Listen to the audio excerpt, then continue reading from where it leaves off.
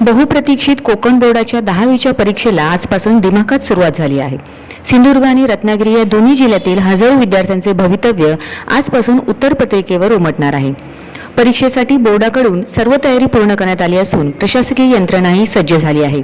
यंदाच्या आकडेवारीनुसार सिंधुदुर्ग जिल्ह्यातील 41 परीक्षा केंद्रांवरून 8,304 विद्यार्थी परीक्षा देत आहेत, तर रत्नागिरी जिल्ह्यात 73 केंद्रांवर 17,444 विद्यार्थी परीक्षेला सामोरे जात आहेत।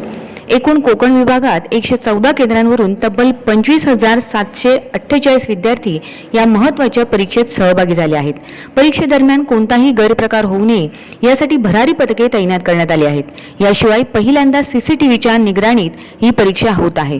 दरम्यान विद्यार्थ्यांमध्ये परीक्षेचा उत्साह असून काहीसा ताणही पाहायला मिळत असला तरी तणावमुक्त परीक्षेवर बोर्डाने भर दिला आहे। सिंधुदुर्ग जिल्ह्यामध्ये यावर्षी इयत्ता 10वीची जी परीक्षा होते त्याच्यासाठी 41 केंद्र असून 8,304 विद्यार्थी जे आहेत ते सिंधुदुर्गामध्ये या ठिकाणी परीक्षेला बसणारे आहेत। यावर्षी किरकोळ बदल केले आहेत। CC कॅमेरे जे आहेत ते बोर्डाने बसवण्यासाठी शाळांना आदेशित केले। त्याप्रमाणे सिंधुदुर्ग जिल्ह्यामध्ये 100% शाळांनी CC कॅमेरे बसवलेले आहेत। त्याचबरोबर यावर्षी किरकोळ बदल आहे तो 10:40 विद्यार्थ्यांना उत्तरपत्रिका मिळणार आणि 11 वाजता बरोबर प्रश्नपत्रिका मिळणार आणि 10 मिनिटं जो वेळ जो आहे तो बोर्डाने नंतर या ठिकाणी विद्यार्थ्यांना वाढवून दिलेला आहे।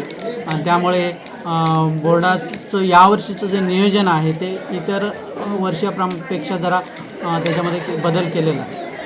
यावर्षीपासून जी परीक्षा होते त्याच्यामध्ये भरारी पथक त्याचबरोबर इतर पथकं जी आहेत ती यावर्षी वाढवण्यात आलेले आहेत आणि शाळांवरती अधिक मोठ्या प्रमाणावरती CC कॅमेरे आणि भरारी पथकांचं लक्ष असणार आहे।